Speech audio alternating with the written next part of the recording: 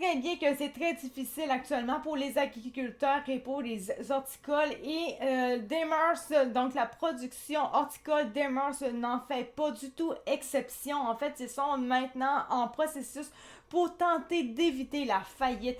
En fait, les raisons sont multiples pour lesquelles ça va pas vraiment bien chez eux. On parle déjà en partant du fait que l'électricité en hiver c'est difficile. On sait que cet hiver-ci ça a commencé plus de bonheur et donc ça n'a pas aidé en termes de coûts. On sait aussi qu'il y a eu des maladies concernant les plantes de tomates et ils n'en font pas du tout exception. Et même encore en 2021, on sait que les productions horticoles Demers avaient annoncé la construction d'une nouvelle serre de 15 hectares, un projet quand même de 70 millions de dollars.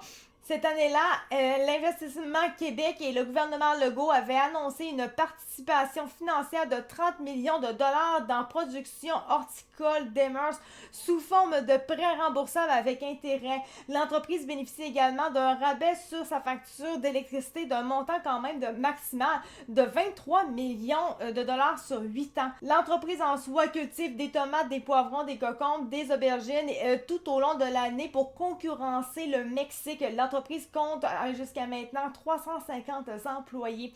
En entrevue, Patrice Léger-Bourgeois, qui est directeur général de l'Association des producteurs maraîchers du Québec, note que les agriculteurs du Québec sont soumis à des grandes pressions des grandes chaînes d'alimentation.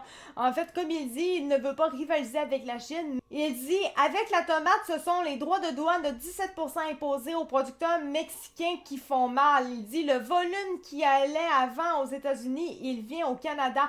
Il y a une pression commerciale intense.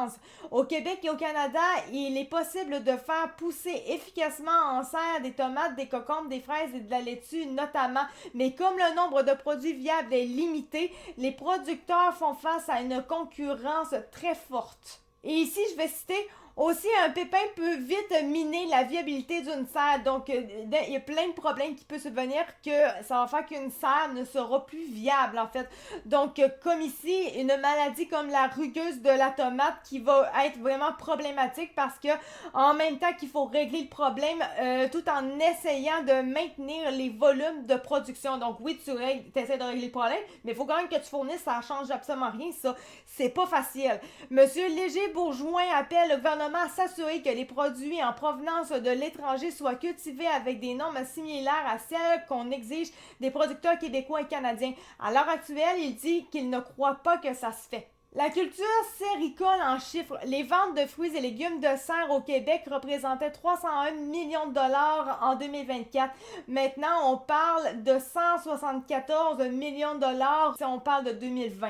Le volume de production de divers légumes de serre au Québec en 2024. Donc, la tomate, c'est 85 millions de livres. Le concombre, c'est 63 millions de livres. La laitue, c'est 20 millions. Le poivron, c'est 4 millions. Fines herbes, c'est 743 000. Et l'aubergine, c'est 309 000 livres. La source, c'est Statistique Canada.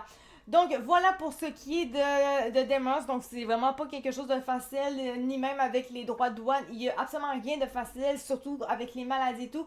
Bref, ça va pas bien pour Horticole Demers et on va espérer quand même que ça aille mieux, malgré que vraiment, ça n'a pas l'air de bien aller du tout avec en plus l'argent qui a été donné avec nos taxes, notre argent, ben, nos taxes en tout cas du moins, avec nos impôts et tout. On s'entend que les contribuables ont contribué là-dedans, mais ça va toujours pas bien. Donc, on verra pour la suite.